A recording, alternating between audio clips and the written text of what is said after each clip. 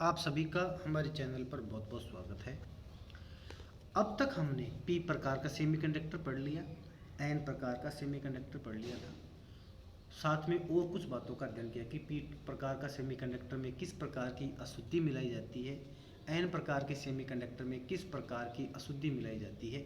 इन सब बातों का अध्ययन अब तक के वीडियो में हमने कर लिया है। आज हम बात करते हैं कि ये जो सेमीकंडक्टर तैयार हुए हैं इनका उपयोग क्या है। तो उपयोग ये है कि जब पी प्रकार का सेमीकंडक्टर को एन प्रकार के सेमीकंडक्टर के साथ जोड़ दिया जाए, और जोड़ने का मतलब वेल्डिंग करना ही नहीं होता, एक अलग मेथड होता है। जिस तरीके से इसको जोड़ दिया जाए तब जो बनता है उसे कहते हैं पी एन जंक्शन। क्या कहते हैं उसको? पी एन जंक्शन कहते हैं। और आगे चल के अगले टॉपिक में हम इसी को पी एन जंक्शन को या पी एन संधि को हम अगले वीडियो में या अगले टॉपिक में डायोड कह देंगे। क्लियर? तो समझो इसको कि जब पी प्रकार के अर्धचालक को एन प्रकार के अर्धचालक से इस प्रकार जोड़ा जाए कि उनकी क्रिस्टल संरचना संतत बनी रहे, तो यह युक्ति पीएन संधि डायोड कहलाती है। क्या कहलाती है? पीएन संधि डायोड कहलाती है।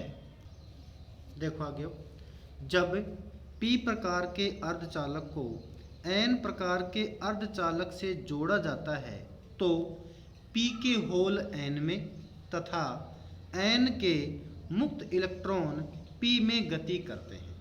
क्लियर? मतलब जब इनको जोड़ते हैं तो पी में तो चूंकि होल पाए जाते हैं वो तो एन में चले जाते हैं, और एन में चूंकि इलेक्ट्रॉन पाए जाते हैं वो होल में आ जाते हैं। इस प्रकार से इलेक्ट्रॉन और होल एक दूसरे में गति करते हैं, जिससे इनके संधि क्षेत्र में एक प्रभावी क्षेत्र का निर्माण हो जाता है, जिसे अवक्षेप परत कहते हैं। इस परत में इलेक्ट्रॉन व होल नहीं पाए जाते। समझो इसको। ये तो पी टाइप का सेमीकंडक्टर है, ये एन टाइप का सेमीकंडक्टर है। तो पी टाइप वाले में क्या पाए जाते हैं? बोलो, होल पाए जाते हैं। तो ये होल यहाँ उपस्थित हैं। इसमें क्या पाए जाते हैं? इसमें इलेक्ट्रॉन, इसमें पाए जाते हैं इलेक्ट्रॉन। देखो ये रहे इलेक्ट्रॉन, ठीक है। तो इस गोले से तो होल को, डॉट से इलेक्ट्रॉन को रिप्रेजेंट किया। तो क्या करते हैं कि ये इलेक्ट्रॉन तो आ जाते हैं इसमें और इसके होल आ जाते हैं इसमें। तो आप देखो एन वाले में होल भी हैं, दिख रहे हैं ना होल आपको? ये होल है। ये कहाँ से आए? एन से गति करके पी से गति करके एन में आ गई। ऐसे पी में चूंकि होल ही पाए जाते हैं लेकिन इलेक्ट्रॉन भी हैं। ये इलेक्ट्रॉन कहाँ से आए? ये एन से गति करके यहाँ आ गए। क्लियर? अब बात आ रही है कि यहाँ ये प्लस प्लस प्लस और ये माइनस माइनस का क्या चक्कर है, ये और समझ लो। देखो एन टाइप का जो सेमीकंडक्टर होता है उस सेमीकंडक्टर में अशुद्धि में 5 संयोजी वाली अशुद्धि मिलाते हैं, जिससे वो एक इलेक्ट्रॉन, अपना 5वां इलेक्ट्रॉन अर्धचालक को दान में देती है। और जब वो अर्धचालक को दान में देती है, यूं कहूँ, अशुद्धि एक इलेक्ट्रॉन को त्यागती है। और जब ये त्यागती है तो क्या बनता है? धनात्मक। त्यागती है तो क्या बनता है? पॉजिटिव चार्ज बनता है। समझ गया? अशुद्धि चूंकि एक इलेक्ट्रॉन दे रही है, जब कोई परमाणु इलेक्ट्रॉन देता है तो उस पर पॉजिटिव चार्ज आता है, इसलिए यहाँ पॉजिटिव चार्ज है। आप ये ना समझे कि एन है तो इसमें नेगेटिव चार्ज होना चाहिए, ऐसा कुछ नहीं। क्योंकि एन में पंचसंयोजीय शुद्धि है और पंचसंयोजीय शुद्धि एक इलेक्ट्रॉन का दान करती है। दान करने की वजह से उस पर धनात्मक चिन्ह आ जाता है, इसलिए ये पॉजिटिव चिन्ह है एन टाइप में। ये ही पॉजिटिव चिन्ह यहाँ भी उपस्थित है ना? ये जो चल रहा है ना, ये वाला यहाँ उपस्थित है।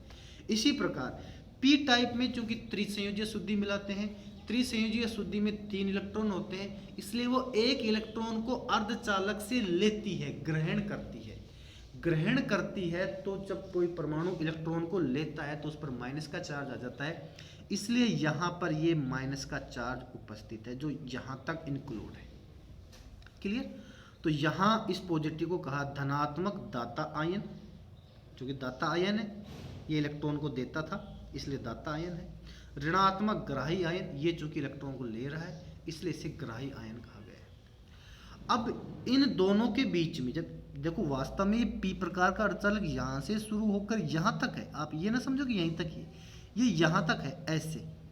इसी प्रकार से एन टाइप का यहाँ से इधर है, लेकिन अब ये जो जगह है इस जगह से इधर से तो इलेक्ट्रॉन जाएंगे, इधर से होल जाएंगे, इलेक्ट्रॉन और होल गति करते हैं इस जगह में, इसलिए इस जगह पर एक प्रभावी क्षेत्र का निर्माण हो जाता है। इस प्रभावी क्षेत्र को अवक्षय क्षेत्र कहते हैं, और इस प्रभावी क्षेत्र में नए इलेक्ट्रॉन रुकते हैं, नए होल रुकते हैं, क्योंकि उनके ऊपर ज़्यादा बल लग रहा है, इस वजह से वो यहाँ नहीं रुक पाते। ये क्यों रुक रहे हैं? क्योंकि ये तो भारी कण है, भारी है, ये खिसक नहीं सकते, स्थायी है, इसलिए ये तो उपस्थित है, पर इलेक्ट्रॉन और होल यहाँ पर उपस्थित नहीं रह सकते इस अवक्षय क्षेत्र में, और वो या तो इधर आ जाते हैं या फिर इधर चले जाते हैं। इसलिए यहाँ कहा गया है, वापिस पढ़ रहा हूँ मैं, कि जब p प्रकार के अर्धचालक को n प्रकार के अर्धचालक से जोड़ा जाता है तो p के होल n में तथा n के मुक्त इलेक्ट्रॉन p में गति करते हैं, जिससे इनके संधि क्षेत्र में एक प्रभावी क्षेत्र का निर्माण हो जाता है, जिसे अवक्षय परत कहते हैं। इसे अवक्षय परत भी कहते हैं और अवक्षय क्षेत्र भी कहते हैं। इस परत में इलेक्ट्रॉन व होल नहीं पाए जाते हैं। ये पीएन जंक्शन, ये पीएन संधि का डायग्राम। आगे समझो इसी को। पीएन संधि को निम्न प्रकार भी बनाया जा सकता है। ये जो पीएन जंक्शन हमने बनाया था, इसको अब शॉर्ट में ऐसा बनाते हैं, ये सीधा पी लिख दिया, ये एन लिख दिया, और इस अवक्षय क्षेत्र को यहाँ इस टाइप से हमने रिप्रेजेंट कर दिया। ये भी वास्तव में पीएन संधि है, और इसी पीएन संधि को डायोड भी कहते हैं, इसलिए यहाँ लिखा है पीएन संधि डायोड। क्या है ये? पीएन संधि डायोड। अब इस डायग्राम को मैंने ये बनाया, इस डायग्राम को ऐसा भी बनाया जा सकता है, और सिंप्लिसिटी के लिए देखो, ये तो एक ट्रायंगल जैसा बनाया और ये सीधी लाइन बनाई। ये सीधी लाइन तो एन को और ये पी को रिप्रेजेंट करता है, तो ये डायोड का चित्र है जो हमारे आगे काम आएगा। क्लियर? आगे समझो। अवक्षय परत में उपस्थित आयनों के कारण विद्युत क्षेत्र को रोधिका विद्युत क्षेत्र कहते हैं। देखो, अवक्षय जो परत होती है, इसमें पॉजिटिव नेगेटिव चार्ज यहाँ पर उपस्थित होते हैं, इसकी वजह से यहाँ पर एक विद्युत क्षेत्र उत्पन्न हो जाता है। उस विद्युत क्षेत्र को रोधिका विद्युत क्षेत्र कहते हैं। समझो इसको। अवक्षय परत में उपस्थित आयनों के कारण, इन आयनों के कारण उत्पन्न विद्युत क्षेत्र को रोधिका विद्युत क्षेत्र कहते हैं। सिलिकॉन के लिए रोधिका विद्युत क्षेत्र का मान 0.7 वोल्ट होता है, जबकि जर्मेनियम के लिए इसका मान 0.3 वोल्ट होता है। आई समझ में? बस सिलिकॉन के लिए तो अवक्षय विद्युत क्षेत्र का, रोधिका विद्युत क्षेत्र का मान होता है 0.7 वोल्ट, और जर्मेनियम के लिए होता है 0.3 वोल्ट। अब देखिएगा, अवक्षय परत की चौड़ाई 10⁻⁻6 मीटर की कोटि की होती है। जो अवक्षय परत होती है, आपको दिखाई थी, इसकी चौड़ाई इस मीटर की कोटि की होती है। अब बात करते हैं कि इस संधि पर विद्युत क्षेत्र कितना रहेगा। विद्युत क्षेत्र EB बराबर VB/D, ये सूत्र आपको याद हो, E बराबर V/D होता है। तो E बराबर होता है V/D, हमने बताया था। तो संधि पर विद्युत क्षेत्र के लिए EB बराबर VB/D लिख दिया मैंने। क्लियर? BB एक्स्ट्रा लगा दिया, कुछ भी नहीं किया मैंने। सिलिकॉन के लिए चूंकि VB का मान 0.7 वोल्ट होता है, थोड़ी देर पहले ही आपको मैंने लिखवाया था, पिछले पेज पर ही। साथ में D क्या है? संधि की चौड़ाई, जो या अवक्षय परत की चौड़ाई, जो 10⁻⁶ मीटर की कोटि की होती है, इसलिए D का मान लिख दिया मैंने 1 × 10⁻⁶ मीटर। ये दोनों वैल्यू जब यहाँ मैं सब्स्टिट्यूट करूँगा तो AB बराबर हो गया 0.7/1 × 10⁻⁶, या 0.7 × 10⁻⁻6 वोल्ट प्रति मीटर, या EB बराबर हो गया 7 × 10⁵ वोल्ट प्रति मीटर। क्लियर? तो जो संधि क्षेत्र होता है उस पर इतना विद्युत क्षेत्र उपस्थित रहता है। तो लिखो पीएन संधि। चलो, इसकी बात हम अगले वीडियो में करेंगे। हमने बस यहाँ तक पढ़ लिया कि EB बराबर 7 × 10⁵।